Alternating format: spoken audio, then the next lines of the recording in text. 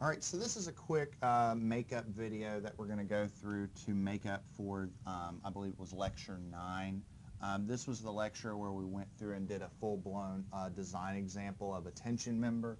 We had some technical issues during lecture, so I decided to post this quick video just summarizing the results of the example.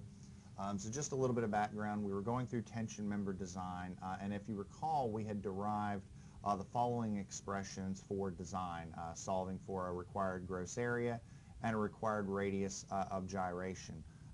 Big thing to keep in mind is that this was based on an assumed effective net area, and that where we incorporated this additional 0.75 in the denominator.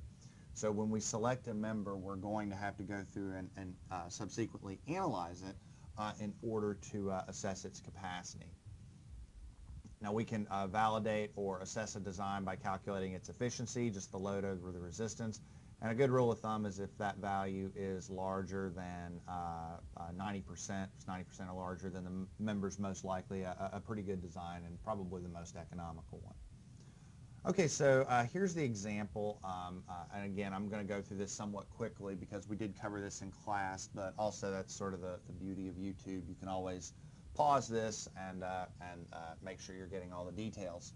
But we're selecting a W12 section, so it's a W12 by something. It could be a W12 by 48, W12 by 55, what have you. And ultimately, we're just trying to select the most economical section. The member's 30 foot long, it's subjected to a dead load of 130 kips, a live load of 110. The reduction's already happened, so you don't need to worry about all of that. Here's the parameters for the connection. We got 4 bolts through the cross section, 2 lines of bolts in each flange, 3 bolts per line, 4 inches spaced out in between. And for our assumptions, we're going to use 7/8 inch diameter bolts, and we're going to assume a 992 steel. So let me go ahead and drag over this PDF. Now, a couple things about this. The PDF says example 4, but this actually is, in fact, example 5. This was off of the notes from last year. And last year, the difference is I added an additional example in the beginning, so that's why it's an example off. Also, I am sorry about the sort of the sketchy or the gritty words that pop up every now and then. The conversion software that converts this smartboard annotations to PDF can be a little sketchy at times, so I apologize for that. Okay, so let's just sort of really quickly go through the example. So we started off with a dead load of 130 kips and a live load of 110 kips, and that indicates that we need to factor them. So you know, we really need to go through and assess all of the possible load combinations. But really, when all you have is just a dead load and a live load, you really only need to assess 2 of them. 1.4 times the dead, and then 1.2 dead plus 1.6 live. And this one's more often than not going to be the one that governs. And as you can see, that's what happens here. Go through and chug it out, and you'll get 182 kips for the first load combo and 332 kips for the second one. So as you can see, 332 kips obviously is the one that governs. Now we take that and we say, all right, we've got a 992 steel, so we go to table 2-4 in the manual, and then that'll yield a yield stress of 50 KSI and a tensile stress of 65 KSI. That's unique for A992. And then using those, we can calculate some design expressions. So we calculate our minimum gross area, so it's the factored load, PU, so that's 332. Divided by the minimum of 2 quantities, either 0.9 times the yield stress or 0.75 squared times the tensile stress. So go through and chug all of that out, and you'll find that the minimum quantity is the one over here on the right, and that comes out to be about 36.56. So chug it out and you get a gross area requirement of 9.08 square inches.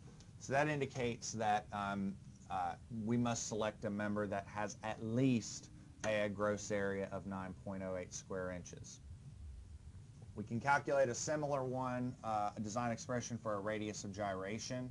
So R min is L over 300. Now the member's 30 foot long, but the big thing is it's 30 foot long, you have to convert that. So we have to adjust that and turn it into 360 inches, so 12 inches per foot. We have to include that. So plug and chug and we get a radius of gyration of 1.2 inches. So that means that when we select a member, we have two requirements that we're selecting based off of.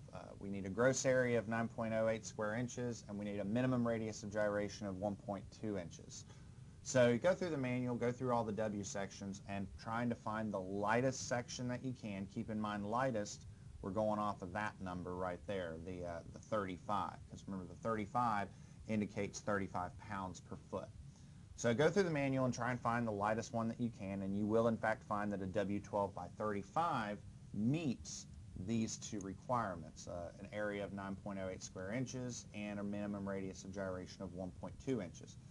And here's all the associated properties. So you can see the gross area is 10.3 square inches, and the minimum radius of gyration for a W section that's RY is 1.54. So keep in mind, however, that, okay, we've got a section that we can start working with, but this is a trial section. It's a trial section because we have to validate the assumptions that we made earlier. Because essentially, when we use, going back a slide, when we use this design expression here, we are assuming a shear lag factor and assuming a thickness in a roundabout way. So we have to verify those assumptions, and that's basically by checking the capacity.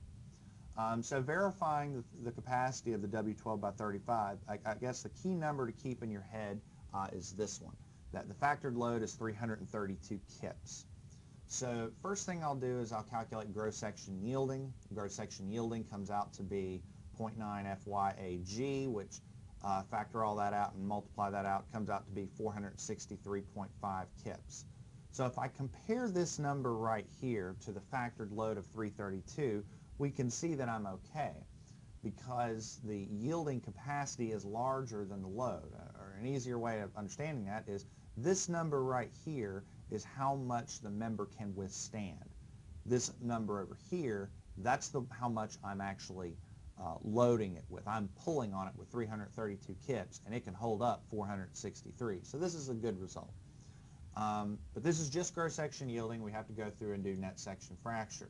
So we have to calculate net area. Remember, this is a W section with holes in the flanges, and you can see 1, 2, 3, 4. So if I cut a section through that wide flange, I'm going to be cutting through 4 holes. So I need to, for my net area, I need to subtract 4 bolt holes. So the gross area minus 4 times the diameter of a hole, which is the bolt diameter plus 1/8 of an inch, times the flange thickness, which comes out to be 0.52 inches. So plug and chug, and you get about 8.22 square inches. Pretty straightforward. For shear lag factors, we have 2 cases to assess. So case 2, we have the connection length, which is 8 inches, and you can see that right here, just 4 and 4, there's your 8 inches.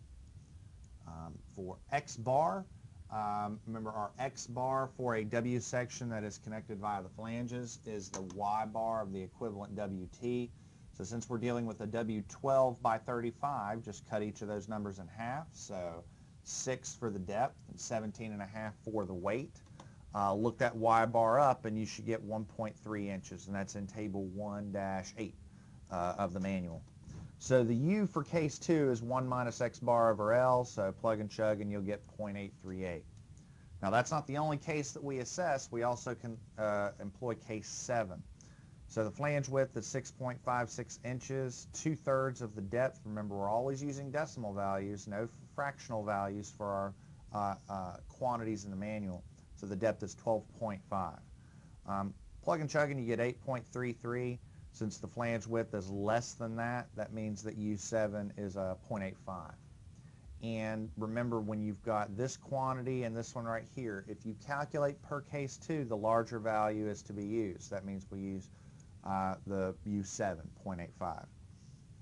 So we can calculate net section fracture. So phi PN is 0.75 times our tensile stress times net area times the shear lag factor. So 0.75 times our tensile stress is 65 KSI. Net area we did on the previous panel, that was right here, 8.22 square inches. And then the shear lag factor we just did is 0.85. Chug all that out and you get a capacity of 340.6.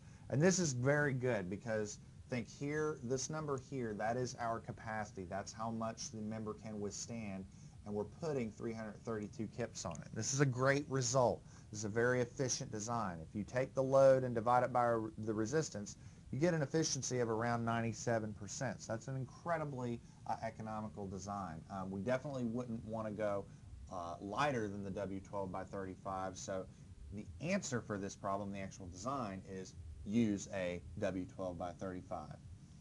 Okay, that concludes it for this video. We'll see you next time.